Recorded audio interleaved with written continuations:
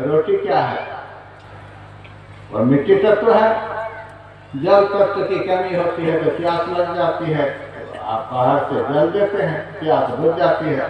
इस शरीर के अंदर जो मिट्टी, जल, अग्नि, हवा और आकाश है वह व्यष्टि जड़ तत्व है, और बाहर संसार में जो मिट्टी, जल, अग्नि, हवा, आकाश है वह समष्टि जड़ तत्व है। व्यष्टि जड़ तत्व में सदैव ह्रास होता रहता है, और उस ह्रास का पोषण समष्टि जड़ तत्व के द्वारा होता है।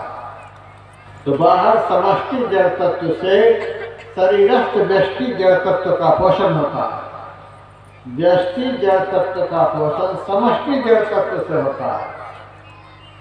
एक शरीर में रहने वाला जो जीव है उस जीव को व्यष्टि चेतन कहते हैं। सारी सृष्टि के कण कण में रहने वाले चेतन तत्व को समष्टि चेतन कहते हैं। उसी को हम परमात्मा कह सकते हैं। परमात्मा समष्टि चेतन है, आत्मा व्यष्टि चेतन है। व्यष्टि में ह्रास होता है, समष्टि में ह्रास नहीं होता है। समष्टि के द्वारा व्यष्टि का पोषण होता है। आत्मा का पोषण, आत्मा में जो ह्रास होता है, किस चीज का ह्रास होता है? सुख का, आनंद का, शांति का। हर समय हम सुख के लिए तरसते रहते हैं, हर समय हम शांति के लिए तरसते रहते हैं, हर समय हम आनंद के लिए तरसते रहते हैं। सुख, शांति, आनंद का ह्रास इस जीव के अंदर निरंतर होता रहता है। जीव के अंदर जो शांति, सुख, आनंद का ह्रास होता रहता है, इसका पोषण किसके द्वारा होगा? व्यष्टि चेतन के अंदर जो सुख, शांति, आनंद का ह्रास हो रहा है, इसका पोषण किसके द्वारा होगा? समष्टि चेतन था परमात्मा के द्वारा। परमात्मा के द्वारा इस जीव का पोषण होता है। संसार के समष्टि जड़ तत्व के द्वारा शरीर के व्यष्टि जड़ तत्व का पोषण होता है। लेकिन यह जीव अपने स्वरूप को भूल गया, इसीलिए यह व्यष्टि चेतन संसार के व्यष्टि जड़ तत्व और समष्टि जड़ तत्व से अपना पोषण कराना चाहता है।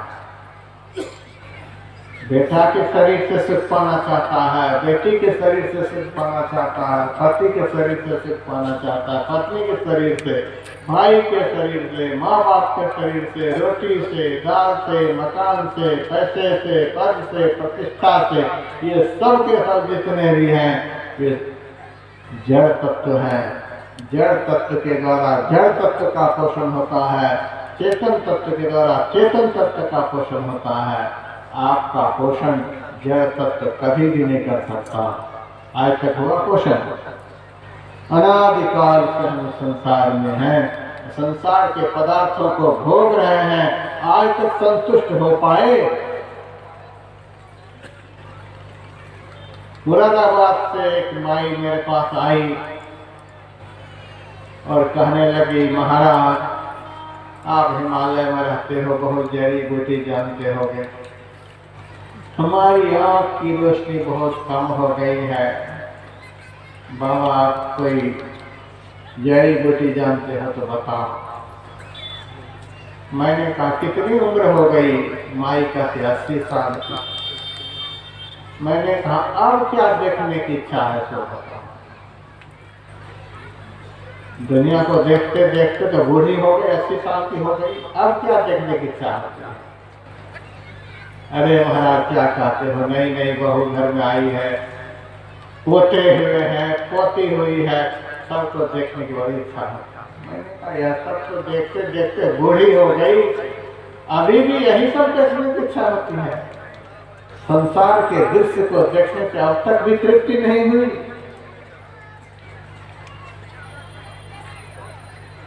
अरे महाराज कोई दवाई बता। अच्छा दवाई बताता, अभी तुरंत बताता। तुम्हारे घर में मिर्च के पाउडर है? हाँ महाराज है। शाम में सोते समय एक एक चुटकी मिर्च के पाउडर दोनों आंखों में डाल देना, खूब सूझने लग जाएगा। अरे महाराज जो भी है उसको भी चौपट करना चाहते हैं। पागल बुढ़िया दुनिया के रूप को देखते देखते मरने पर आ चुकी है, अभी भी उसी नाते पोते के चक्कर में, अभी भी उसी संसार को देखने के चक्कर में पड़ी हुई है। अभी भी मन में यह नहीं होता जिस प्रभु ने यह सुंदर नेत्र दिया, एक बार उस प्रभु को देख लें। जिनको देख लेने के बाद फिर कुछ देखने की इच्छा नहीं रह जाती, वो है परम चेतन। जिस दिन यह चेतन उस परम चेतन को देख लेगा, देखने का काम पूरा, अब कुछ देखने की इच्छा नहीं रह जाएगा। साधु संत महात्मा कुछ देखने की इच्छा नहीं, कौन आए कौन गए कौन बैठे कौन, कोई इच्छा नहीं। डालो आंख में मिर्च के पास। जो आंख उस प्रभु को देखना नहीं चाहे, आंख देने वाले को देखना नहीं चाहे, उस आंख के लिए यही दवा है। अरे महाराज हम समझ गए आप आंख की दवा नहीं बनते हो। अच्छा कान की ही दवा बताओ, कान से भी तो आपका नहीं सुनाई पड़ती है। अच्छा अब क्या सुनना चाहती है, क्या सुनने के लिए बचे हैं? 80 साल से सारी दुनिया की आवाज को सुनते सुनते सुनते बूढ़ी हो गई, मरने पर आ गई, अब क्या सुनने के लिए बाकी बता। अरे महाराज नई बहू आई है, हमारे बच्चे को बिगाड़ती रहती है, क्या सबसे खाली बढ़ाती रहती है, कुछ पता ही नहीं चलता। छोटे छोटे बच्चे नाचते हैं कूदते हैं गाते हैं बोलते हैं, आवाज सुनने की ताकत नहीं है, सुन नहीं पाते। मन में होता है मैं भी कुछ सुनूं, टांग आने की आदत तो है ही बुढ़िया को, मैं भी कुछ सुनूं। मैंने कहा अभी भी यही सब सुनने की इच्छा है। अच्छा सुनो अब दो, सरसों का तेल है घर में? हाँ महाराज है। मोदी जी की दया से घर घर में गैस सिलेंडर होगा ही। हाँ है महाराज। करछी में तेल भर लेना, बढ़िया से गर्म करना, बढ़िया से गर्म करके आधी आधी करछी दोनों कान में कर। महाराज यही दवाई बता रहे, जो भी सुन रही है वो भी कटा। मैंने कहा जो कान देने वाले की आवाज सुनने के लिए तरसता नहीं, उस कान के लिए यही दवा है। ऐसे कान के लिए यही दवा। सुनतन कथा कबहु माधव के, सुंदर श्रेष्ठ भरे रे, लक्ष्मी पति यही भवन बखान नाहक भार भरे रे। जो जन राम भजन नहीं जाने, सो जन में काहे को रे। उस कान के लिए यही दवा है। हमारे गुरुदेव जब कुप्पा घाट की गुफा से बरसों बाद निकले थे, उनके मुंह से कबीर की वाणी गुंजित हो रही थी। बाजे एक तार सुनब दिन रतिया, अविगत तार अलख गति गाजे, सुनत सुनत शीतल भई छतियां, बाजे एक तार सुनब दिन रतिया। एक तार बज रहा है अंदर में, वह तार किसका है? जिन्होंने हमको कान दिया है, कान में सुनने की शक्ति दी है, उसी का तार। गुरु महाराज ने तार को सुन लिया, बाजे था बिना तार बजे। एक संत हुए दक्षिण भारत में,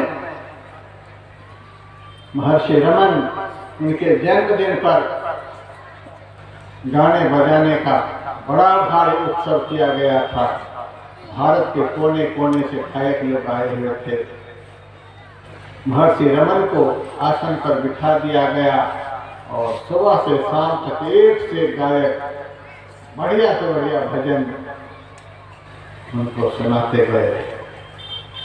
उनकी आंखें भी खुली हुई थी और स्वस्थ होकर बैठे हुए भी थे। सुबह से शाम तक भजन कीर्तन चला। भजन कीर्तन जब समाप्त हो गया तब आश्रम के अध्यक्ष ने महर्षि रमन से पूछा, भगवान आप बताओ, इतने गायक लोग जो भजन गाए, सबसे बढ़िया गाना किसका लगा? जिनका नाम बताएंगे आगे का आयोजन में उन्हीं को बुलाया जाएगा। महर्षि रमन ने कहा, मैंने तो कुछ सुना ही नहीं, मैंने तो गाना सुना ही नहीं। अध्यक्ष को बड़ा ताज्जुब, आप तो सोए भी नहीं कि आप स्वस्थ होकर बैठे हुए थे और फिर भी कह रहे हैं मैंने कुछ सुना ही नहीं। कान भी आपका दुरुस्त है, आप सुने नहीं कैसे? महर्षि रमन ने कहा, ये सारे लोग गीत गा रहे थे और हम संगीत सुन रहे थे। जो आवाज शरीर के निचले